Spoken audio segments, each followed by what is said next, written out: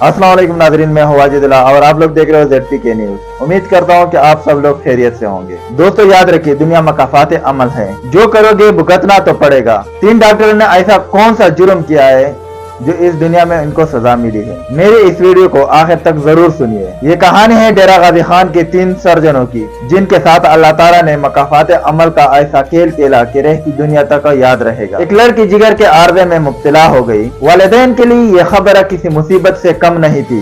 एक तो उनकी इकलौती बेटी और फिर वो ज़हीन और नेक भी, जिसके फाइनल के इम्तहानात करीब थे और इस बीमारी की वजह से वो इम्तिहान देने से काफिर थी। वालिदैन लड़की को हॉस्पिटल ले गए तो डॉक्टर ने कहा कि लड़की का ऑपरेशन करना पड़ेगा। आप जल्दी से रकम का बंदोबस्त करें ताकि फिलफौर लड़की का ऑपरेशन किया जा सके। वालिदैन ने बैंक से रकम कर्ज लेकर बच्ची का ऑपरेशन शुरू करवा दिया। डॉक्टरों ने फौरन लड़की का ऑपरेशन शुरू किया। ऑपरेशन कामयाब हो गया और लड़की बिल्कुल ठीक ठाक हो गई। मगर कुछ अरसे बाद एक ऐसा वाकया हुआ जिससे वालिदैन के पैरों जमीन निकल गई। लड़की को मुसलसल के आना शुरू हो गई और सर भी चकराने लगा। एक लेडी डॉक्टर ने चेकअप के बाद वालिदैन को बताया कि आपकी बेटी प्रेग्नेंट हो गई है, हामला हो गई है। काफी सोच विचार के बाद वो इस नतीजे पे पहुंचे कि जरूर डॉक्टर ने हमारी बेटी को दागदार किया होगा, क्योंकि बच्ची कुरान पाक की कसम खाकर कहती है कि कभी किसी से ऐसा ताल्लुक नहीं रखा।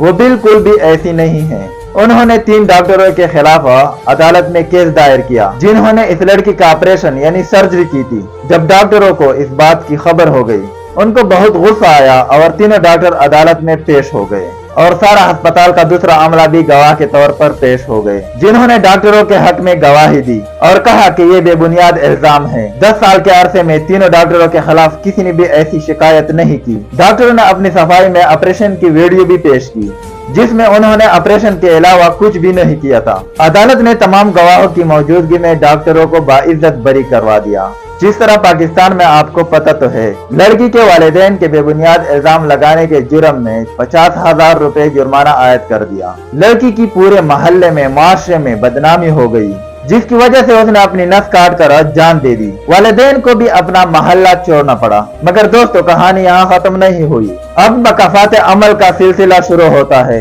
कुछ अरसे बाद एक सर्जन की बीवी किसी के साथ भाग गई और घर का कीमती सामान और जेवरात साथ ले गए। डॉक्टर साहब ये सदमा बर्दाश्त नहीं कर सके और उन्हें फालिज का अटैक हो गया।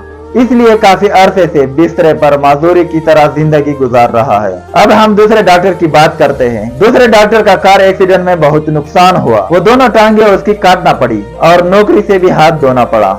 जबकि तीसरा डॉक्टर, जो सबसे सीनियर डॉक्टर था और उम्र में भी बड़ा था, उसकी बेटी घर से लापता हो गई। उसने पुलिस में रिपोर्ट दर्ज करवाई, मगर लड़की नहीं मिल सकी। एक हफ्ते बाद कोई बेहोशी के हालत में लड़की को दरवाजे पर फेंक कर भाग गया। तहकीकात करने के बाद पता चला कि वो लड़की के यूनिवर्सिटी के दोस्त थे, जो उसे बहका कर एक होटल ले गए थे। उसकी इज्जत दागदार कर दी।